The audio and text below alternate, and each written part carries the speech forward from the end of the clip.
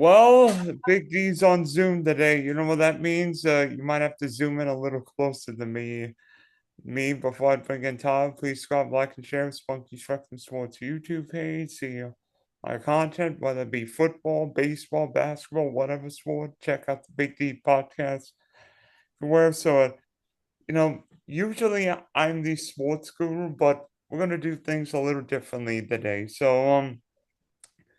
Joining me to discuss what he does around Florida Gulf Coast University, Elijah. Elijah, welcome, and I think people in Pittsburgh are going to be jealous that you're in school at FGC when it's like when there could be snow for the Steeler game on Monday night. Yeah, yeah. I mean, I love it down here. I'm so thankful my parents made the move. I really love the warm. I miss home sometimes, but this is my home now. Yeah, being from Pittsburgh, I bet you don't miss the snow, right? Nope, not even a little bit. No. So when was it that you family moved down here? So that would be about 9 years ago when I was 10, before I started fourth grade. So that would be about 2020 or no, 2016, I think. Yeah, 2016. Yeah, I was thinking. I remember moving. I think in kindergarten and literally the last month before I graduated from FGCU with my bachelor's in journalism. Wow, very cool. Yeah. And let me tell you, being in my brother's apartment felt a little freaky during the last month I was a student the first time at FGCU. But what made you pick FGCU as your university of choice? So FGCU is pretty close to home for me right now.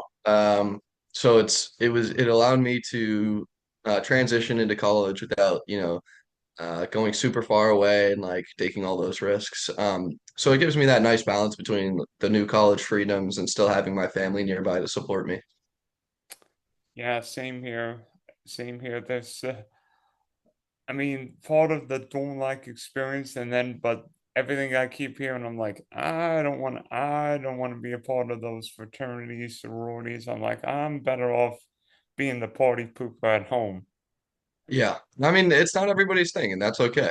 That's why they have a lot of different things at a university so that everybody can do their own thing. Did you have a specific degree program, or is that to be determined? Yeah, I'm currently a business management major. I'm gonna hopefully do that and then get my master's in business administration. Hmm. So you and I might see each other at Lutgert in the spring. Yeah, yeah, it is definitely a possibility. There's a chance I transfer, but that's to be determined. Yeah, and let me tell you, those parking lots on campus are not fun. No, no, no, they're not. I personally don't have a car, but I've heard many horror stories about the parking situation there. Or lack of parking. Yeah, lack thereof. You Yeah, might as well be parking in New Mexico. yeah, yeah. It's not a great situation there. So obviously we've all got different programs and um obviously Charlie Kirk's staff left a left shocking statements emotion in most of us, but tell about what you do at FGCU and Okay, yeah. I serve on the executive board of the Turning Point USA chapter of FGCU. I'm the event coordinator, so I go around. I try to talk to people, get them involved in the club, get speakers involved, so that we can have good meetings. and just things like that, making sure everything's on the books properly. Um, and I just kind of keep that side of the thing running. I try to be the public face of our club to make sure that people know that we exist and that they're welcome anytime. Was this something you started before Charlie's assassination, or was this something that you started after he was murdered? So this is something I've had interest in and I was planning on joining when I got to college. What got me to be on the executive board was after Charlie Kirk, though. Um, we there was a larger push for a Turning Point chapter at FGCU because it had been deactivated a couple of times. So I got in touch with Hannah Winter, and she's the president, and we formed a board and we got it back up and running again.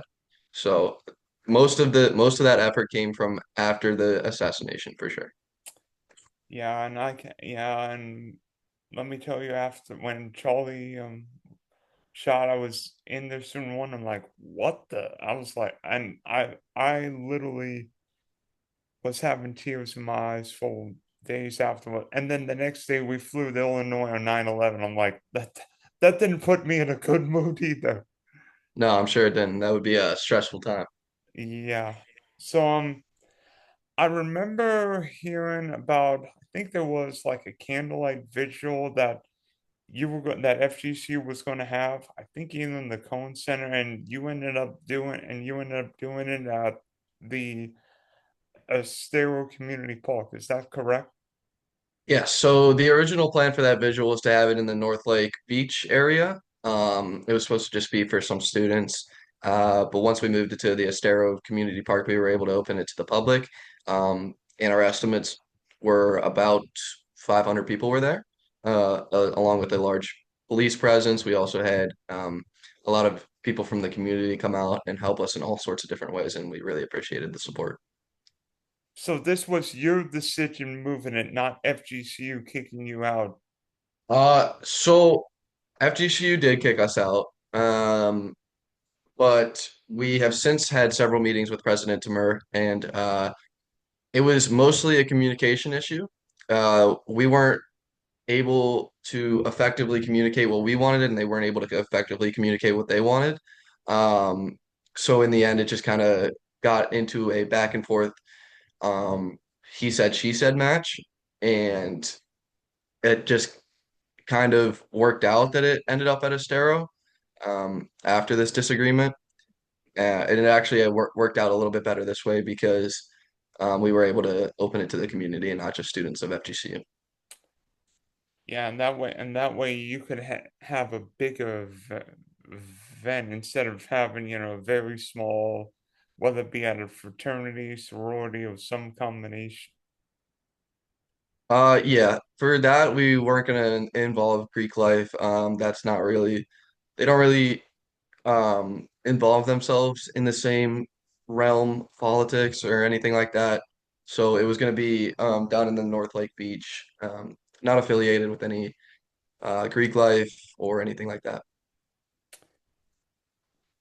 Yeah, and so since what happened, has FGCU hosted any turning point events, or are you planning to host any, whether it be now or in the new year?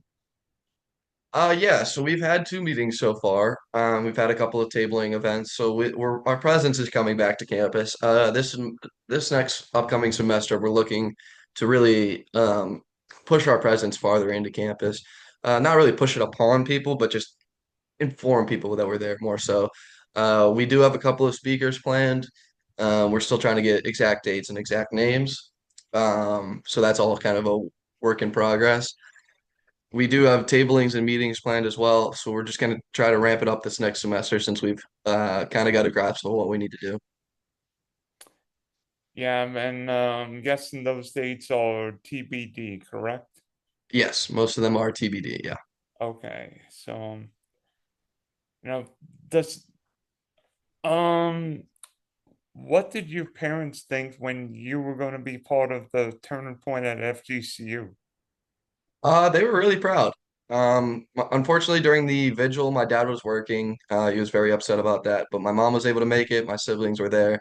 So my family's been super supportive since the beginning of this, even my extended family as well, in our big family group chat. My family's supportive. Not everybody agrees. My close family does. They agree with it. But even people that don't agree, they've still supported me and said that what I'm doing is like if I believe what I'm doing is right, then they'll support it. Um, so yeah, I've gotten a lot of support. Yeah, and I think we remember. I think we remember the 2024 election. And by the way, I think that would you have been 18 on I election? was, yes, yes, So that would have been the first one you would have voted for, right? it was. Yep, I turned 18 a month before election day, or a month and 2 days before election day. I think 2010 was the first year I could vote because I remember voting in that election. Very Election, nice. yeah, that was a midterm, so that would have been do, do, do, do. I think that would have been Governor Scott's first term, and then I think Ruby ended up getting elected to the Senate. Very nice. Trying to remember, yeah, but is this about is join part of like reactivating turn point about what you believe and like showing like what what you believe is this way? I think it definitely does have a lot to relate with our beliefs, but I don't think we're there to push our beliefs on anybody. I think it's more so that we just want to be able to meet with people that agree with us. And if people don't agree, that's okay. We don't expect everybody to agree. But we want to be able to have friendly conversation with those who don't agree. We want to be able to voice our opinions and things like that. And college campuses have been known to kind of not really allow that sort of interaction between both sides. Um, I believe that there's a reason for that. I won't go too far into that. I just think there's a reason that they don't want us to be peacefully speaking between each other, and they feel that it's easier to just create a divide between the two sides.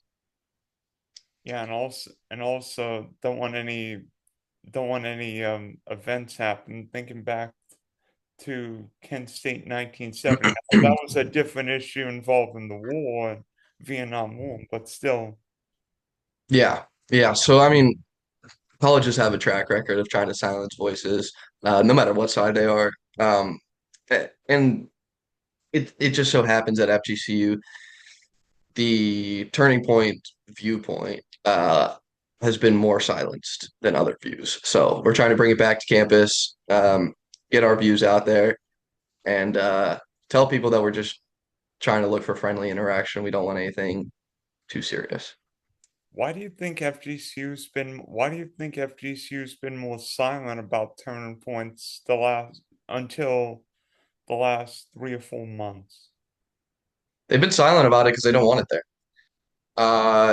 They don't want political beliefs on campus because it changes the way people think about college. It changes the way um, students interact with each other. It changes everything about the college experience, and they don't want that. It's like, honestly, that's my simple understanding of it. Yeah, and I mean, I'm not saying it's true or not, but maybe some of the FGCU heads don't want people on one particular side showing what they believe in. I mean, yeah, I think that definitely could be part of it. Um, Whether or not the people in power at FGCU agree or disagree, I'm unsure.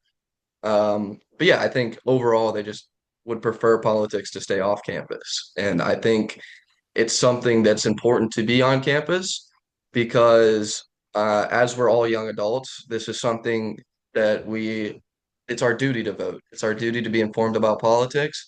It's really important that the younger generation understands where we're going. Now, I wouldn't say the younger generation because I think recently people have started indoctrinating kids into political viewpoints way too early. I think that should be something that should be waiting until high school or college. I don't feel like there's any reason that we should be ruining childhoods over politics. Yeah, I don't think 12-year-olds should be able to vote. I mean, even when I voted at 18, I felt a little out of reach, but now as I've matured and grown older, I know what's happening. Yeah. So, what have your fellow students, whether it be agreeing or disagreeing, shown? Could you explain like one or two situations where like students agreed with your viewpoint or disagreed with your viewpoint? Yeah, I mean, I've been approached several times on campus by people that recognize me from my interviews or something like that, and they're like, "We really appreciate what you're doing. We want to get involved in Turning Point, things like that." So I really do appreciate that. I've never been approached by somebody that disagrees. However, on social media, obviously they're hiding behind their screens and they can say whatever they want. Um, they decide that's when they're going to attack me, especially on Facebook. The older people of the area have really been disagreeing with what I was saying and what I was doing. And honestly, I don't really care. I don't value their opinion enough to continue to fight with them over Facebook because I feel that if you can't have a conversation in a respectful manner, then your opinion shouldn't be voiced. It Everybody's entitled to their opinion. However, you need to voice it in a way that's respectful and in a manner that does not diminish the accomplishments of other people. And all and also, if you're gonna talk smack, you've got to back it up. Absolutely. They like to come at me on Facebook or Instagram with unfactual statements most of the time, or just going straight for me as a person, and not necessarily what I stand for. And I think that's something that has become more common when you don't have a good reasoning. I think they've resorted to just attacking you as a person.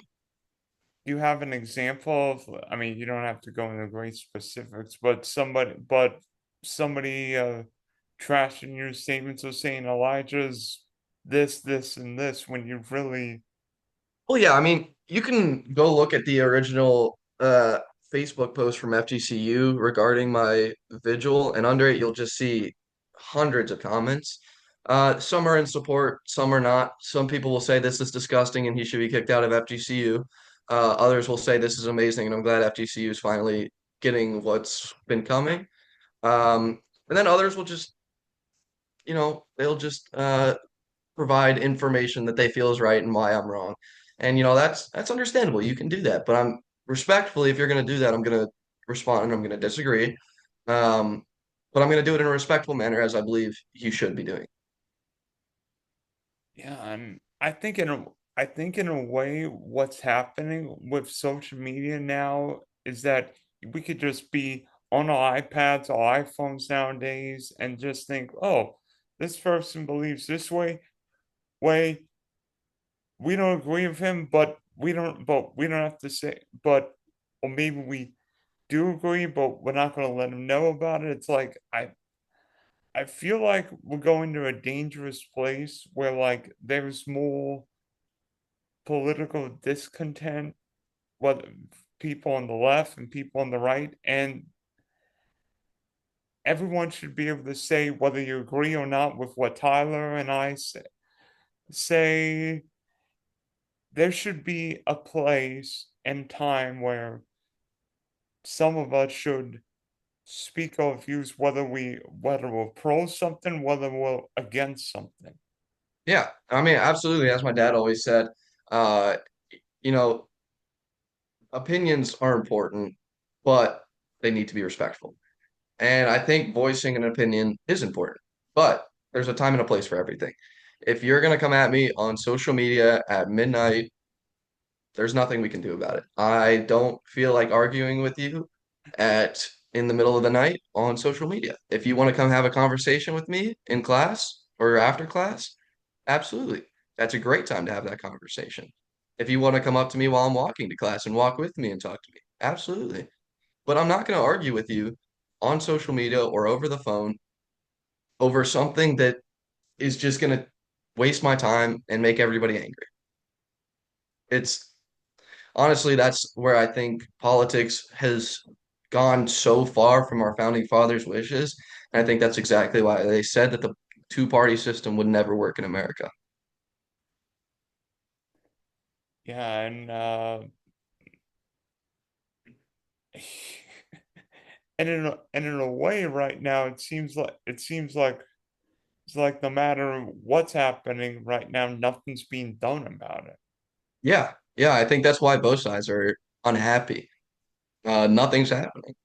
I mean, the government shutdown, for example, that was one of the most frustrating things I think America has gone through uh, in super recent times because Totally there's no agree. reason that the government should be shut down for 40 something days over just baffling. Like, it's just baffling to see that they're going to shut down the government, not pay our soldiers, not support American citizens over foreign aid. It's ridiculous. And it seems like we care more about our adversaries than the men and women serving this country, or whether it be. I mean, I have friends who were affected. I'm sure Yeah, you I have did too. friends who are affected. I mean, you imagine how much the air traffic controllers suffered by not getting paid during the holiday season. Absolutely. Yeah, I mean, one of my best friends is in boot camp right now, and they almost didn't.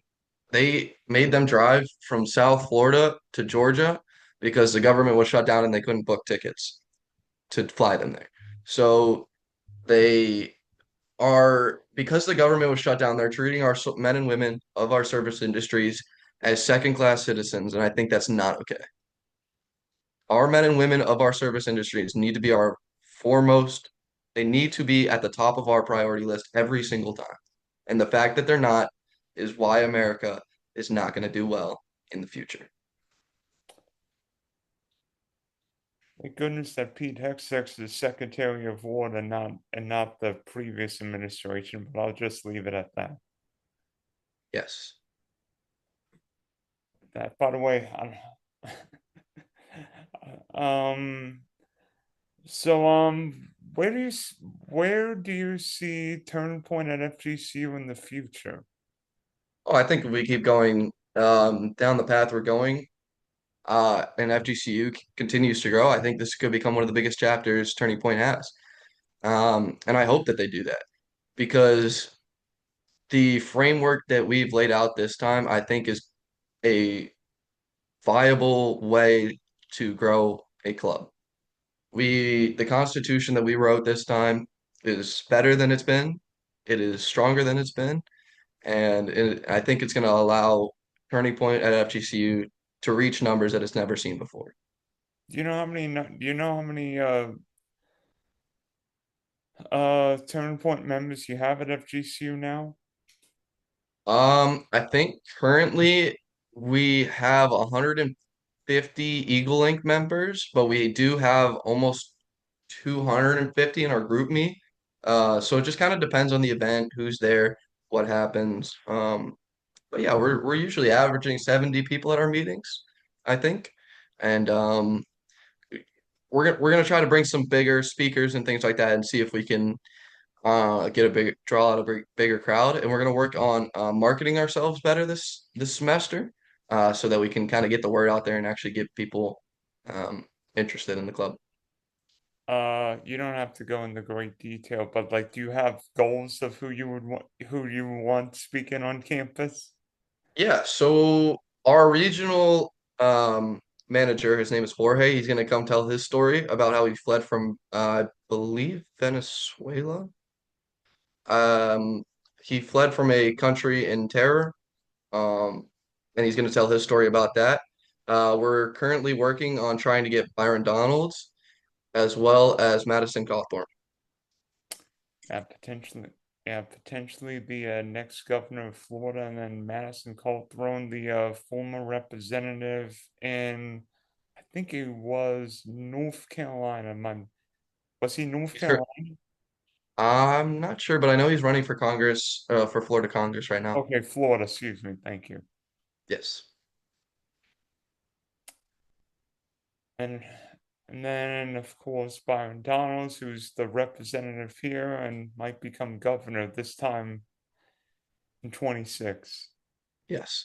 And then we have a couple more lofty goals that we're rather unlikely to meet, but we're gonna give it a try anyways. Give it the old college try. I like it. Yeah, yeah, yeah. I mean, if we could ever get, no, I was just thinking, would we ever get the Sanders down here? I mean, I think I would We're have, gonna try. We're gonna try for sure. yeah, yeah, that would be something. I've seen the Sanders in Southwest Florida a couple times, saw him at JetBlue once. Uh, yeah, I mean, we're gonna we're gonna um try to do that. We have a couple of connections within his office, so we're gonna try to see if we can't get him down here. It's a long shot, but we're gonna try. Yeah, I mean, that would be something. Then, maybe one of us, or maybe both of us would. I mean, I think in a way, I'm just hoping that 2026 we don't see infighting, we don't see fighting whether you're liberal, conservative, Christian, Catholic. I just hope there's no fighting, and we can actually enjoy America and enjoy being one another and enjoying speaking, talking about what we like, what we don't like, and whether we agree or disagree. That's one of the Yeah, great things about this country. yeah, absolutely. I hope 2026 is a better year for that. I think we need to bring back civil conversation. Um, the only way America is going to continue to succeed is if we do so. Oh, Elijah, I'm glad we finally met, and hopefully 2026 is not just all turning FGCU's turning point, but all turning point. Absolutely. We're looking forward to a big year.